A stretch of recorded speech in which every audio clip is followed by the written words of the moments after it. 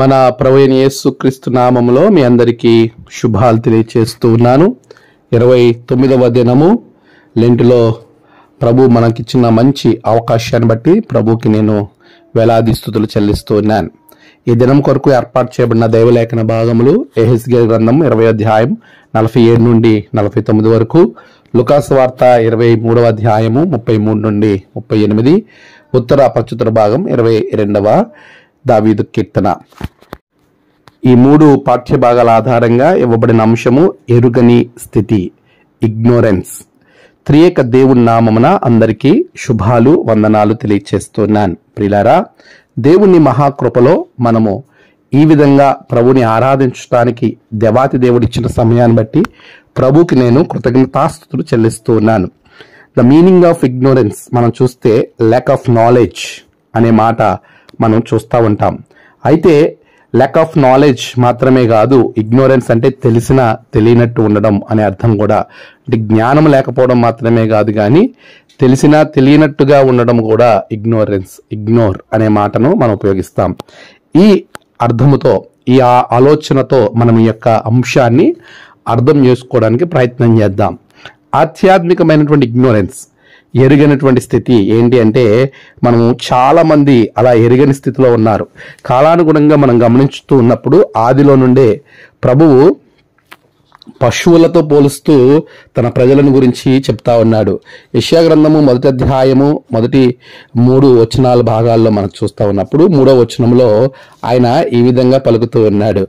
ఎద్దు తన కామందు నెరుగును, గాడిద తన సొంతవాన్ని దొడ్డి తెలుసుకును, ఇశ్రాయేలులకు తెలివి లేదు, నా జనులు యోచింపరు.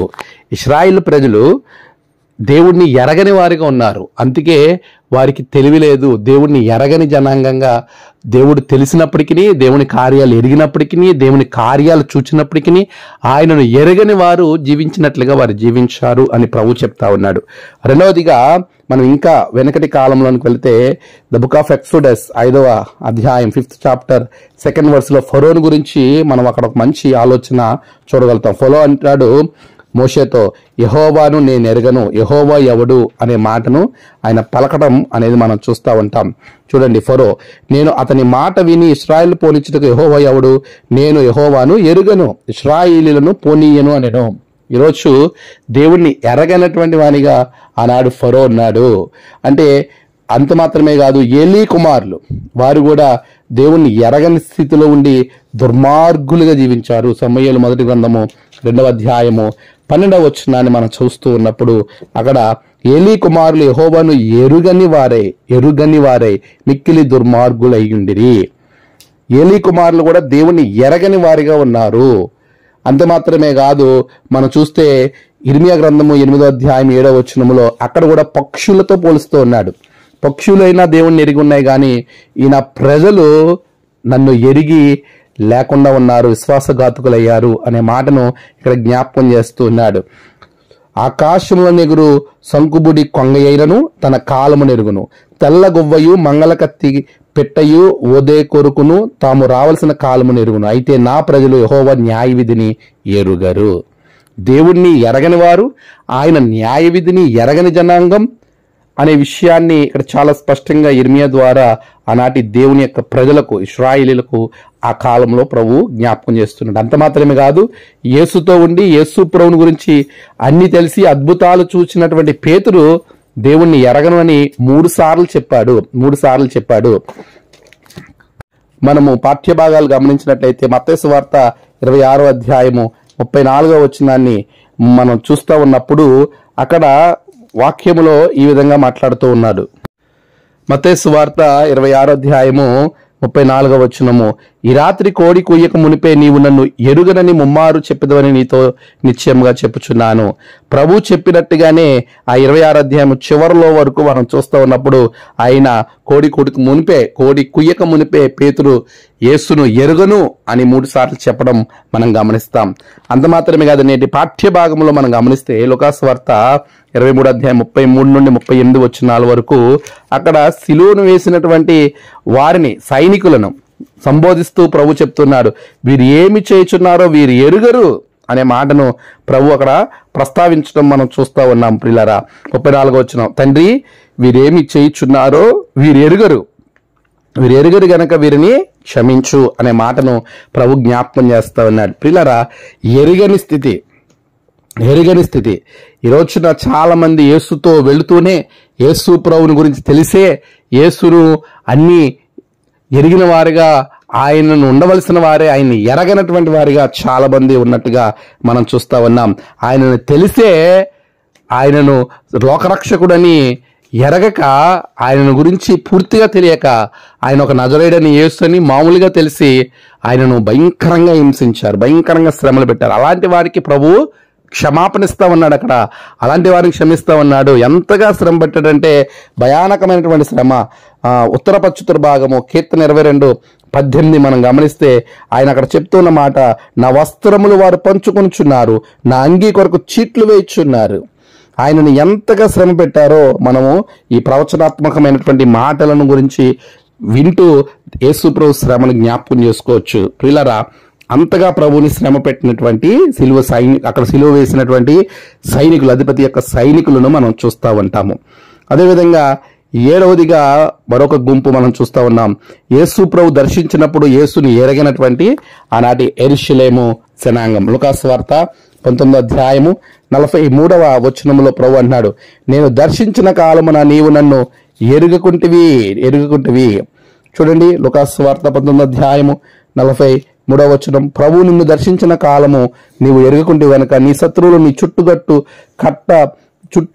గట్టు కట్టి ముట్టడి వేసి అన్ని ప్రక్కలను నిన్ను అరికట్టి నీలోనున్న నీ పిల్లలతో కూడా నిన్ను నేల కలిపి నీలో రాతి మీద రాయి నిలిచి ఉండనీయని దినములు వచ్చునని చెప్పాను.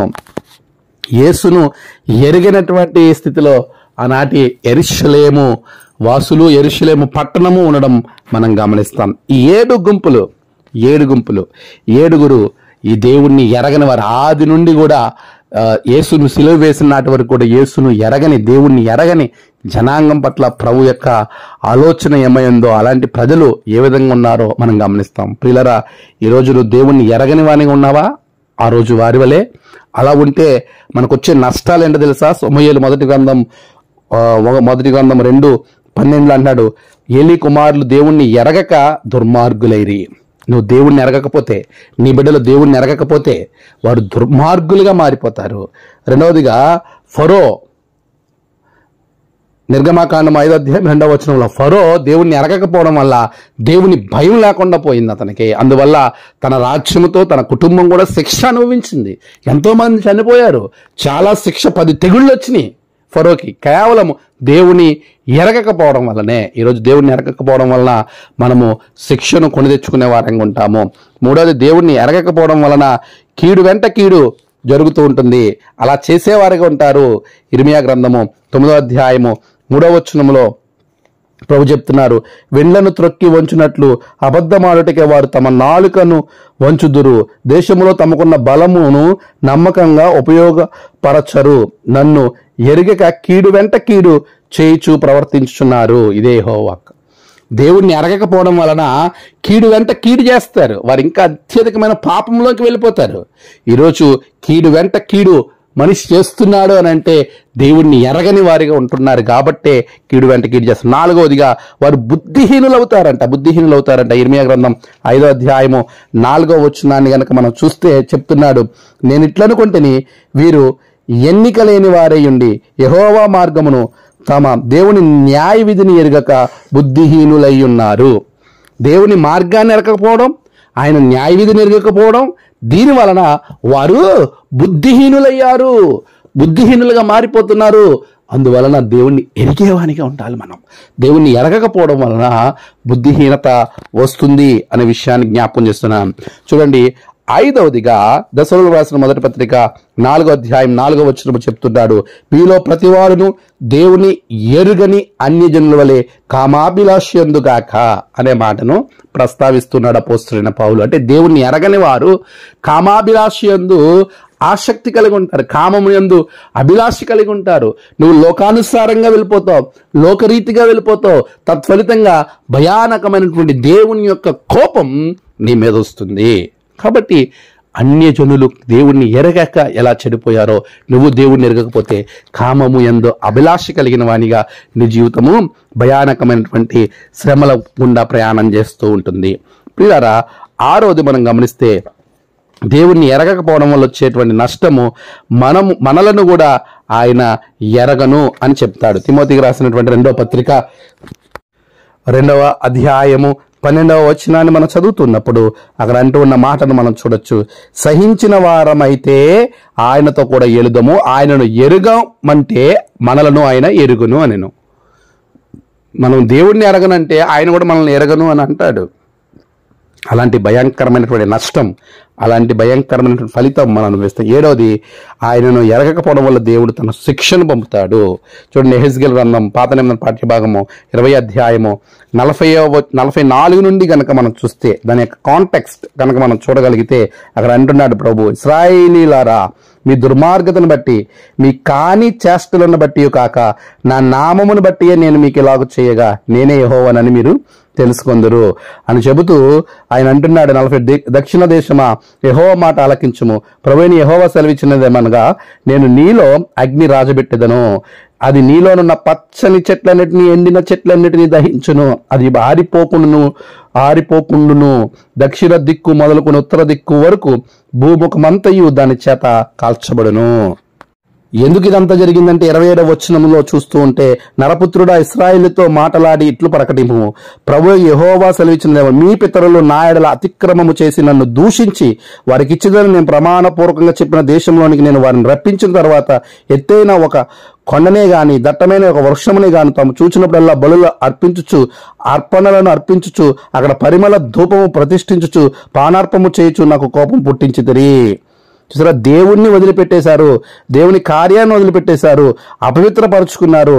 దేవుని గురించి ఆయన్ని ఎరగని జనంగా, ఆయన తెలిసినప్పటికీ, ఆయన ఎరిగిన వారిగా, ఆయన చేసిన అద్భుతాలు రుచి చూసిన వారిగా ఉన్నప్పటికీ ఆయనను ఎరగని జనంగా వలె వారు జీవించారు గనక దేవుడు వారి పట్ల భయంకరమైన శిక్షను తీసుకుని వచ్చాడు.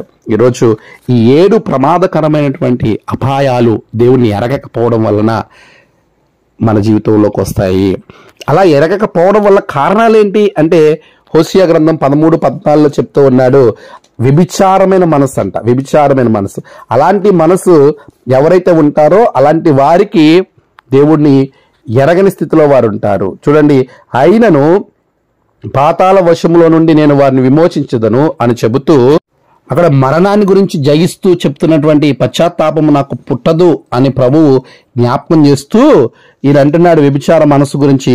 హోషేయ గ్రంథం 5:4 తమ క్రియల చేత అభ్యంతర పరచబడిన వారే వారు తమ దేవుని యొద్దకు తిరిగి రాలేకపోవుదురు, వారిలో వ్యభిచార మనసు ఉండుట వలన వారు యెహోవాను ఎరుగకయుందురు. చూసారా, అలా ఎరుగక ఉన్నటువంటి బిడ్డల కొరకు ఓ మరణమా నీ ముళ్ళెక్కడా, ఓ మరణమా నీ విజయం ఎక్కడా అని ఆయన మరణపు ముళ్ళు విరిచాడా? దానికి తగినట్టుగా నీవు నేను జీవించాలి కదా. వ్యభిచార మనస్సు మనం కలిగి ఉంటే మన కొరకు తను చేసిన ప్రాణ త్యాగము ఏమైపోతుంది ప్రియులారా. అందుకే వివేకంగా మనం జీవించాలి, వివేకంగా జీవించాలి. దేవుడు మన కొరకు పెట్టిన ప్రాణమునకు తగినట్టుగా మనం జీవించాలి. అలా జీవించడం అంటే దేవుడు మనల్ని ఎరిగి ఉన్నాడు, మనము ఆయన ఎరిగి ఉండాలి. అలా వివేకం లేకపోవడం వల్లనే ఆయనను గురించి మనం ఎరగక ఇష్టానుసారంగా జీవించేవారుగా చాలా మంది ఉండడం మనం గమనిస్తాం. యోహాను రాసిన మొదటి పత్రిక 5వ అధ్యాయం 19వ వచనములో అంటున్నాడు, మనము దేవుని సంబంధులమని లోకమంతయు దుష్టుని ఎందున్నదని ఎరుగుదము. చూసారా ప్రియులారా, అలా ఎరిగే వారంగా మనం ఉండాలి. దేవుని యందు అలాంటి మనస్సు కలిగిన వారంగా మనం ఉండాలి. 20వ వచనంలో ఎలా అంటున్నాడు, మనం సత్యవంతుడైన వారిని ఎరుగవలనని దేవుని కుమారుడు వచ్చి మనకు వివేకమును అనుగ్రహించి ఉన్నాడని ఎరుగుదాము. ఆయన మనకు వివేకము అనుగ్రహించడం వలన మనం ఆయనని ఎరిగి ఉంటాం. వివేకం కనుక అనుగ్రహించి లేకపోతే మనము దేవుణ్ణి ఎరిగి ఉండలేము. అలాంటి వివేకాన్ని మనం సంపాదించుకోవాలి. దేవుణ్ణి ఎరుగును అని ఎవరంటారో అలాంటి వారిని ప్రభు అంటున్నాడు, నేను వానిని నా తండ్రి ఎదుట ఒప్పుకుని మత్తయి 10:33 చెప్తా ఉన్నాడు. అలా ప్రభువుని ఎరిగిన వారు ధన్యులు. ప్రకటన 3:8 ప్రభు చెప్తున్నాడు. అలా ఎరిగిన వారంగా, ప్రభు స్వార్థను మనం తెలుసుకున్న వారంగా, ప్రభు రక్షణ ప్రణాళికలో పాలి భాగస్థులుగా మనం ఉండాలి. కానీ శిలువ మీద ఆయన చనిపోతుంటే ఆయనను ఎగతాళి చేసి, ఆయనను హింసించి, ఆయన కొట్టి రక్షణ సువార్తను, ఓ మరణమా నీ ముళ్ళెక్కడా ఓ మరణమా నీ విజయం ఎక్కడా అని మరణపు ముళ్ళను విరచబోతూ ఉన్నటువంటి ప్రభు అయిన క్రీస్తు యేసును ఎరగక ఎగతాళి చేశారు. అందుకే ప్రభు అన్నాడు, తండ్రి వీరేమి చేయుచున్నారో వీరు ఎరుగరు. వారు ఎరగని స్థితిలో ఉన్నారు. నీవు నేను ఎరిగిన వారంగా ఉన్నావు, క్రీస్తు శక్తిని తెలిసిన వారంగా ఉన్నావు. రెండవ రాకడలో రాజుగా రాబోతున్నాడనే సంగతి మనకు తెలుసు, తీర్పు తీర్చబోతున్నాడని మనకు తెలుసు. ఆ సువార్తను తెలిసిన నీవు, ఎరిగిన నీవు ఇతరులకు తెలియచేసి వారు కూడా ఎరిగి ఉండేలాగా నువ్వు చెయ్యాలి. అలా చేసినటువంటి గొప్ప వ్యక్తిని మీకు నేను పరిచయం చేస్తాను ప్రియులారా. పరిశుద్ధమైనటువంటి సేవకుడు, ఆయన దేవుని యొక్క పరిచర్యలో బలముగా వాడబడినటువంటి వాడు ఆయనే జాన్ బన్యన్ గారు. ఆయన ఇంగ్లాండ్లోని బెడ్ఫోర్ట్లో నవంబర్ 1628 సంవత్సరంలో జన్మించారు. పేద కుటుంబంలో జన్మించారు. థామస్ జాన్ అనేటువంటి కుటుంబంలో, వారి తండ్రి గారి పేరు థామస్ జాన్. ఆయన కొమ్మరి పని చేసేటువంటి వారు. తల్లిదండ్రులు మార్గరెట్ బెంట్లీ, వీరిద్దరికి జన్మించినటువంటి కుమారుడు. 1688 ఆగస్టు 31 ఆయన ప్రభునందు నిద్రించారు. ఈయన ఈ జీవిత కాలములో ఆయన 25 సంవత్సరాల వయసులో రక్షణ అనుభవంలోనికి ఆయన వచ్చాడు. ఆయన రక్షణ అనుభవంలో రావడానికి ప్రధాన కారణము మనం గమనిస్తూ ఉన్నప్పుడు, ఆయనకు దేవుని యొక్క వాక్యాన్ని ప్రకటించాడు. గిఫోర్డ్ అనేటువంటి పాదిరి గారికి పరిచయం చేసినప్పుడు ఆయన సువార్తను వివరించగా, ఆ సువార్తను ఎరిగినటువంటి బన్యన్ ప్రభువులోనికి రావటము, మారుమనసు పొందడము, ప్రభు రక్షణను ఎరిగి ప్రభు యొక్క గొప్పదనాన్ని, ఆయన ప్రేమను ఎరిగిన వాడిగా ఆయన ఉన్నాడు. అలా ఉండి సువార్త ప్రకటన జర్మనీ దేశంలో చేస్తూ ఇంగ్లాండ్ దేశంలో ఆయన అభిషేకింపబడిన వారే ప్రసంగించాలి, మిగిలిన వారు ప్రసంగించకూడదు అనేటువంటి నియమం ఉన్న క్రమము తెలిసినప్పటికీ ఆయన ఆ సువార్త ప్రకటన ఏమాత్రము ఆపక క్రీస్తు కొరకు సువార్తను ప్రకటించిన వానిగా ఉన్నాడు. అలా ప్రకటించిన కారణం చేత 12 సంవత్సరాలు ఆయనకి జైలు శిక్ష వేసి దాన్ని పొడిగించడం అనేది మనం గమనిస్తాం. ఆయన పొడిగింపబడినప్పుడు దేవుని సువార్తకు ఏమాత్రం కూడా ఆటంకం లేకుండా అనేకులకు సువార్త ప్రకటించడానికి ఆయన ముందుకెళ్ళాడు. ఎందుకంటే క్రీస్తును అందరూ ఎరిగి ఉండాలి, అందరూ తెలుసుకోవాలని సువార్త ప్రకటించాడు. ఆ జైలులోనే, చెరసాల్లోనే ఆయన యాత్రికుని ప్రయాణం అనే పుస్తకాన్ని రాశాడు. బైబిల్ తర్వాత అత్యధికంగా అమ్ముడుపోయేటువంటి పుస్తకం ఏదైనా ఉందంటే అది యాత్రికుని ప్రయాణం. అలాంటి గొప్ప పరిచర్య చేసినటువంటి జాన్ బన్యన్ గారిని మనం జ్ఞాపకం చేసుకుందాం ప్రియులారా. 1688 సంవత్సరం ఆగస్టు 31వ తారీఖున చనిపోయే సమయానికి 16 పుస్తకములు ఆయన ప్రింటింగ్ కొరకు అనేక రచనలు రాసి సిద్ధపరిచి ప్రభువులో ఆయన నిద్రించారు. అలాంటి గొప్ప వ్యక్తి ప్రభువుని ఎరిగిన వాడిగా ఉన్నాడు. అనేకులకు ప్రభువుని పరిచయం చేశాడు. ఈరోజు నువ్వు దేవుణ్ణి ఎరిగిన వానిగా ఉన్నట్లయితే ఆయనను అనేకులకు పరిచయం చేయి. దేవుని ఎరగని స్థితిలో ఉంటే జాగ్రత్త. ఇప్పుడైనా ప్రభువుని ఎరిగి ఉందాం. ఆయన మనల్ని క్షమిస్తూ ఉన్నాడు, మనలను సొంత బిడలుగా స్వీకరిస్తున్నాడు. మనం ఆయన సొంత ప్రభువుగా, ఆయన ఇచ్చే రక్షణను మనం స్వీకరించుకుందాం. దేవుని కొరకు సాక్షిగా జీవిద్దాం. అట్టి కృప ప్రభు మీకు అనుగ్రహించి నడిపించును గాక. ఆమేన్. ప్రార్థన. పరిశుద్ధుడా, ప్రేమగల తండ్రి, గొప్ప దేవా, నీకు వందనాలు. గడిచిన కాలం మీరు తోడుగున్నారు. ఇదిగో ప్రభువా, నీ బిడ్డల జీవితంలో నిన్ను ఎరిగి ఉండి అది అనేకులకు తెలియజేసే ధన్యత, భాగ్యము నీ బిడ్డలకు దయచేసి దినదీవులతో నింపమని యేసు నామమున ప్రార్థించి వేడుకొనుచున్నాం తండ్రి. ఆమేన్. తండ్రి, కుమార, పరిశుద్ధాత్మ త్రియేక దేవుని దీవెన మీ అందరికీ తోడుగా ఉండి నడిపించును గాక. ఆమేన్.